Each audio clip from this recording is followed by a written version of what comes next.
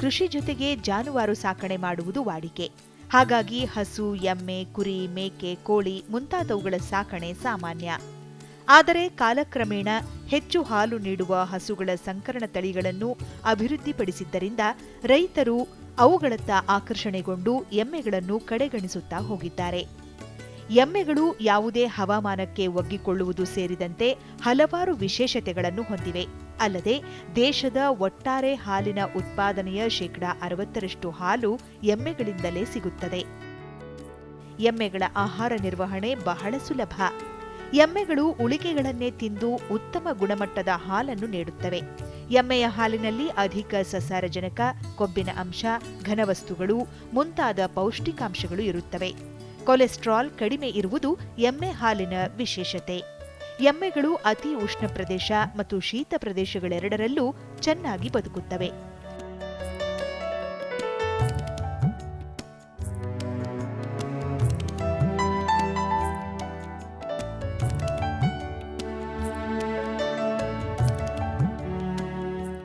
ನಮ್ಮ ದೇಶದ ಹಾಲಿನ ಉತ್ಪಾದನೆಯನ್ನು ಅವಲೋಕಿಸಿದರೆ ಸುಮಾರು 60ರಿಂದ 65 ಭಾಗ ಎಮ್ಮೆಗಳಿಂದ ಬರ್ತಾ ಇದೆ.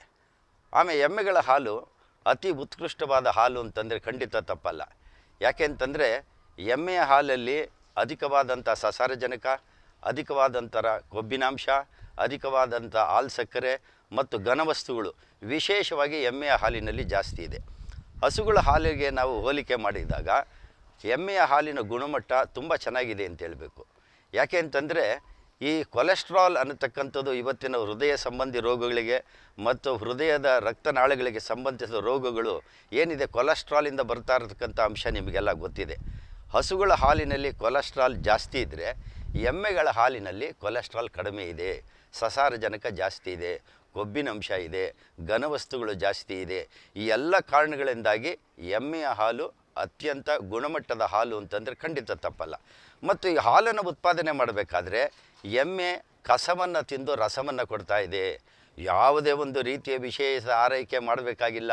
ಅದು ಅಲ್ಲಿ ಇಲ್ಲಿ ಓಡಾಡಿಕೊಂಡು ತಿಂದು ಒಳ್ಳೆಯ ಗುಣಮಟ್ಟದ ಹಾಲನ್ನು ಕೊಡ್ತಾ ಇದೆ. ಎಂಥ ಒಳ್ಳೆಯ ಪ್ರಾಣಿ ಅಲ್ವಾ. ಮತ್ತು ಈ ಎಮ್ಮೆಯ ಇನ್ನೂ ಒಂದು ವಿಶೇಷವಾದಂಥ ಶಕ್ತಿ ಅಂತಂದರೆ ಎಂಥ ಜೌಗು ಪ್ರದೇಶದಲ್ಲೂ ಕೂಡ ಅದು ಬದುಕಬಲ್ಲದು. ಮತ್ತು ಇನ್ನೂ ಒಂದು ಅತಿ ಹೆಚ್ಚಿನ ಉಷ್ಣಾಂಶ 40 ಡಿಗ್ರಿ ಸೆಂಟಿಗ್ರೇಡ್ಗಿಂತ ಹೆಚ್ಚಾಗಿದ ಉಷ್ಣಾಂಶ ಇರ್ಬೋದು, ಅದೇ ಕಡಿಮೆ ಉಷ್ಣಾಂಶ 5 ಡಿಗ್ರಿ ಸೆಂಟಿಗ್ರೇಡ್ ಅದುವರೆಗೂ ಕೂಡ ತುಂಬ ಚೆನ್ನಾಗಿ ಇದು ಬಾಳಬಲ್ಲದು.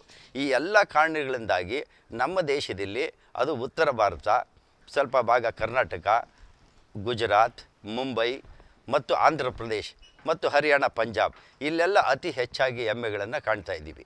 ಆಮೇಲೆ ಎಮ್ಮೆಗಳಲ್ಲಿ ಇನ್ನೂ ಒಂದು ವಿಶೇಷವಾದಂಥ ಗುಣ ಅಂತಂದರೆ ಇದು ಕಡು ಬಡವನ ಟ್ರ್ಯಾಕ್ಟರ್ ಅಂತ ಹೇಳ್ತಾರೆ. ಎಷ್ಟೋ ಕಡೆ ಎಮ್ಮೆಗಳಲ್ಲಿ ಕೆಸರುಗದ್ದೆಯನ್ನು ಮಾಡ್ತಾರೆ. ಕೆಸರುಗದ್ದೆಯನ್ನು ಮಾಡಿ ನೆಲ ಸಮ ಮಾಡ್ತಕ್ಕಂಥದ್ದು ಈ ಎಲ್ಲ ಕಾರ್ಯಕ್ರಮಗಳಲ್ಲೂ ನಮಗೆ ಎಮ್ಮೆ ಅತ್ಯಂತ ಉಪಕಾರಿಯಾಗಿದೆ. ಎಮ್ಮೆಗೆ ಯಾವುದೇ ಒಂದು ವಿಶೇಷವಾದಂಥ ನಿರ್ವಹಣಾ ಪದ್ಧತಿಗಳು ಬೇಕಾಗಿಲ್ಲ, ವಿಶೇಷವಾದ ಆಧುನಿಕ ಕೊಠಡಿಗಳು ಬೇಕಾಗಿಲ್ಲ, ಆಹಾರ ನಿರ್ವಹಣೆ ಬೇಕಾಗಿಲ್ಲ. ನಮ್ಮ ಹತ್ರ ಏನು ಬೇಡದ ವಸ್ತುಗಳಿರುತ್ತೋ, ಇವಾಗ ಕೃಷಿ ಮಾಡಿ ಬೇಡದೇ ಇರತಕ್ಕಂಥ ವಸ್ತುಗಳು ನಮ್ಮಲ್ಲಿ ಏನಿರುತ್ತೋ ಎಲ್ಲ ವಸ್ತುಗಳನ್ನು ಹಸುಗಳಿಗೆ ಹೋಲಿಸಿದಾಗ ಎಮ್ಮೆ ಎಲ್ಲ ವಸ್ತುಗಳನ್ನು ತಿನ್ನುತ್ತೆ. ಏನೇ ಕಸವನ್ನು ತಿಂದು ರಸವನ್ನು ಮಾಡ್ತಕ್ಕಂಥ ವಿಶೇಷವಾದ ಶಕ್ತಿ ಇರ್ತಕ್ಕಂಥದ್ದು ಎಮ್ಮೆಗೆ ಮಾತ್ರ.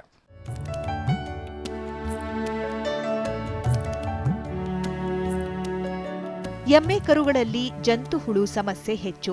ಹಾಗಾಗಿ ಹುಟ್ಟಿದ 10 ದಿನಗಳಲ್ಲಿ 1 ಬಾರಿ ಮತ್ತು 21 ದಿನಗಳ ನಂತರ ಮತ್ತೊಮ್ಮೆ ಜಂತುಹುಳು ಔಷಧಿ ನೀಡಿದರೆ ಜಂತುಗಳು ನಾಶವಾಗಿ ಎಮ್ಮೆ ಕರುಗಳು ಚೆನ್ನಾಗಿ ಬಾಳುತ್ತವೆ. ಕರುಗಳಿಗೆ ಸಾಕಷ್ಟು ಹಾಲು ನೀಡಿ ಸೂಕ್ತ ಆಹಾರ ನಿರ್ವಹಣೆ ಕೈಗೊಂಡಾಗ ಮಾತ್ರ ಅವು ಉತ್ತಮ ದೇಹದಾರ್ಢ್ಯ ಹೊಂದಿ ಸೂಕ್ತ ಸಮಯಕ್ಕೆ ಬೆದೆಗೆ ಬರುತ್ತವೆ.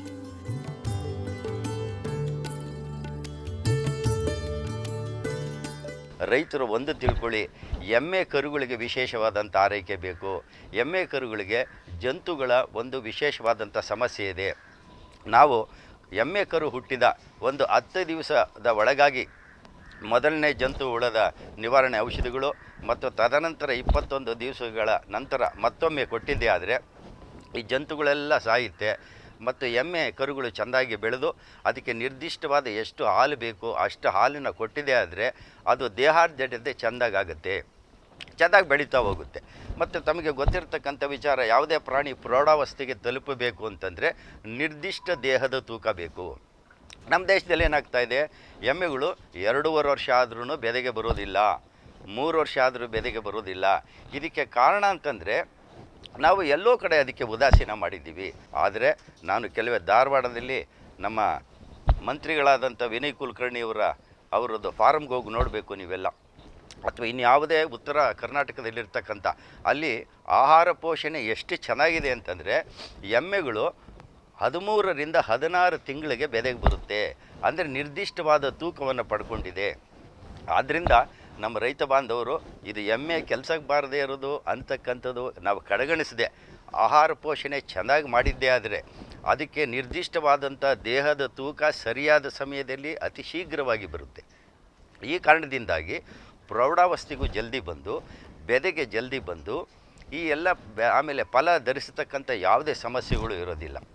ಆಹಾರ ಪೋಷಣೆ ಎಲ್ಲಿ ಚೆನ್ನಾಗಿರುತ್ತೋ ಮತ್ತು ಲವಣ ಮಿಶ್ರಗಳನ್ನು ಎಲ್ಲಿ ಕೊಡ್ತೀವೋ ಮತ್ತು ಹಸಿ ಹುಲ್ಲನ್ನು ಚೆನ್ನಾಗಿ ಕೊಟ್ಟಿದ್ದೇ ಆದರೆ ಎಮ್ಮೆಗಳಲ್ಲಿ ಯಾವುದೇ ಸಂತಾನೋತ್ಪತ್ತಿ ಸಮಸ್ಯೆಗಳು ಬರಲಿಕ್ಕೆ ಕಾರಣವೇ ಇಲ್ಲ.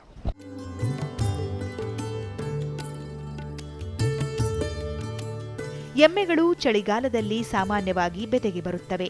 ಆದರೆ ಬೇಸಿಗೆ ಕಾಲದಲ್ಲಿ ಸ್ವಲ್ಪ ಮಟ್ಟಿಗೆ ಸಂತಾನೋತ್ಪತ್ತಿ ಸಮಸ್ಯೆಗಳನ್ನು ಎದುರಿಸುತ್ತವೆ.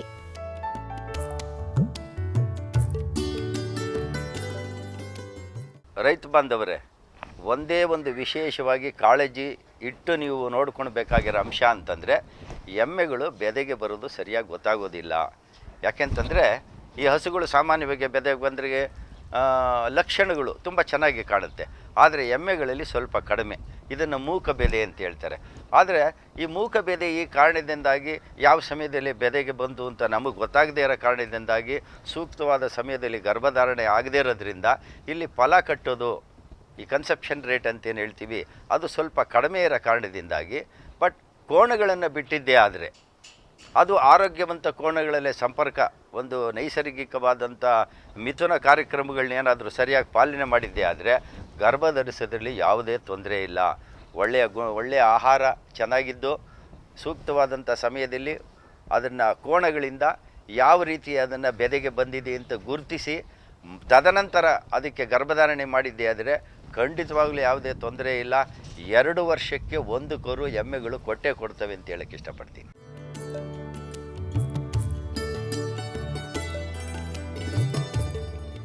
ಬೇಸಿಗೆಯಲ್ಲಿ ನೀರು ಸಿಂಪಡಿಸಿ ನೀರಿನ ಹೊಂಡ ನಿರ್ಮಿಸಿ ತಾಪಮಾನ ತಗ್ಗಿಸುವ ವ್ಯವಸ್ಥೆ ಮಾಡುವುದು ಅವಶ್ಯಕ. ಎಮ್ಮೆಗಳಲ್ಲಿ ಕೆಚ್ಚಲು ಬಾವು ಬರುವ ಸಾಧ್ಯತೆಗಳು ಬಹಳ ಕಡಿಮೆ. ಅಲ್ಲದೆ ಯಂತ್ರದ ಮೂಲಕ ಹಾಲು ಕರೆಯಲು ಕೆಚ್ಚಲುಗಳು ಅನುಕೂಲವಾಗಿರುತ್ತವೆ.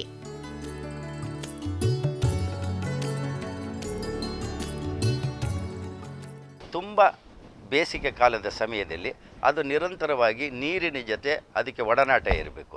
ಅದಕ್ಕೆ ಹೊಂಡಗಳನ್ನು ನಿರ್ಮಾಣ ಮಾಡಬೇಕು. ಈ ಹೊಂಡಗಳನ್ನು ನಿರ್ಮಾಣ ಮಾಡಿದ್ರೆ ಅದು ಹೊಂಡದಲ್ಲೇ ಇರಲಿಕ್ಕೆ ಇಷ್ಟಪಡುತ್ತೆ. ದಿನ ಬೆಳಗ್ಗೆ ಹಾಲು ಕರೆತಕ್ಕಂಥ ಮತ್ತು ಆಹಾರ ಪೋಷಣೆ ಸಮಯದಲ್ಲಿ ಮಾತ್ರ ಹೊರಗೆ ಬರುತ್ತೆ. ಮಿಕ್ಕಿದ ಸಮಯದಲ್ಲೆಲ್ಲ ಹೊಂಡದಲ್ಲೇ ಇರುತ್ತೆ. ಯಾಕೆಂತಂದರೆ ಇದರ ಚರ್ಮದಲ್ಲಿ ಈ ಬೆವರಿನ ಗ್ರಂಥಿಗಳೇನಿದೆಯಲ್ಲ ಎಮ್ಮೆಗಳಲ್ಲಿ ತುಂಬ ಕಡಿಮೆ ಇರೋದ್ರಿಂದ ಇದು ಆದಷ್ಟು ಹೊರಳಾಡಲಿಕ್ಕೆ ಹೊಂಡಗಳನ್ನು ನಿರ್ಮಾಣ ಮಾಡಬೇಕು ಮತ್ತು ವಿಶೇಷವಾಗಿ ನೀರನ್ನು ಸಿಂಪಡಿಸ್ತಾ ಇರಬೇಕು. ಮತ್ತು ಇನ್ನೂ ಒಂದು ಅದ್ಭುತವಾದಂಥ ಎಮ್ಮೆಯ ವಿಶೇಷ ಗುಣ ಅಂತಂದರೆ ಇದಕ್ಕೆ ಬಾವು ಬರೋದಿಲ್ಲ. ಕಾರಣ ಏನು ಅಂತಂದರೆ ಎಮ್ಮೆಯ ತೊಟ್ಟನ್ನು ನಾವು ಪರೀಕ್ಷೆ ಮಾಡಿದಾಗ ಎಮ್ಮೆಯ ತೊಟ್ಟುಗಳು ಉದ್ದವಾಗಿರುತ್ತೆ, ನಾಳ ತುಂಬ ಚೆನ್ನಾಗಿರುತ್ತೆ. ಮತ್ತು ನಾಳದಲ್ಲಿ ಒಂದು ಸ್ಪಿಂಕ್ಟರ್ ಅಂತಿರುತ್ತೆ, ಅಂತಂದರೆ ಅದು ಯಾವಾಗಲೂ ಮುಚ್ಕೊಂಡಿರುತ್ತೆ. ನಾವು ಆ ಎಮ್ಮೆಗಳು ಹೊಂಡದಲ್ಲಿರಬೇಕಾದ್ರೆ ಅಥವಾ ನೆಲದ ಮೇಲೆ ಮಲಗಿರಬೇಕಾದ್ರೆ ಗಂಜಲ ಸಗಣಿ ಯಾವುದೇ ಒಂದು ಆ ನಾಳಗಳ ಮೂಲಕ ಮೇಲೆ ಹೋಗ್ಲಿಕ್ಕೆ ಸಾಧ್ಯ ಇಲ್ಲ. ಈ ಎಲ್ಲ ಕಾರಣಗಳಿಂದಾಗಿ ಹಸುಗಳಿಗೆ ತುಂಬ ಬಾವು ಬರುತ್ತೆ, ಆದರೆ ಎಮ್ಮೆಗೆ ಬಾವು ಬರೋದು ತುಂಬ ಕಷ್ಟ. ಮತ್ತು ಎಲ್ಲಿ ನಾವು ಯಂತ್ರಗಳ ಸಹಾಯದಿಂದ ಹಾಲನ್ನು ಕರಿತೀವೋ ನೀವು ನೋಡಿರಬೇಕು, ಎಮ್ಮೆಯ ಮೊಲೆ ತೊಟ್ಟುಗಳು ಆ ಯಂತ್ರಗಳಿಗೆ ಹೇಳಿ ಮಾಡಿಸ್ದಂಗಿದೆ, ತುಂಬ ಚೆನ್ನಾಗಿ ಅಳವಡಿಸ್ಬೋದು. ಅದಕ್ಕೆ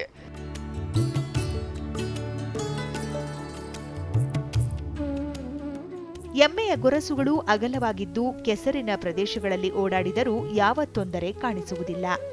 ಎಮ್ಮೆಗಳಲ್ಲಿ ಕಾಲಕಾಲಕ್ಕೆ ಲಸಿಕೆಗಳನ್ನು ಹಾಕಿಸಿ ಸೂಕ್ತ ನಿರ್ವಹಣೆ ಕೈಗೊಂಡಲ್ಲಿ ರೋಗಗಳು ಬಾರದಂತೆ ನೋಡಿಕೊಳ್ಳಬಹುದು.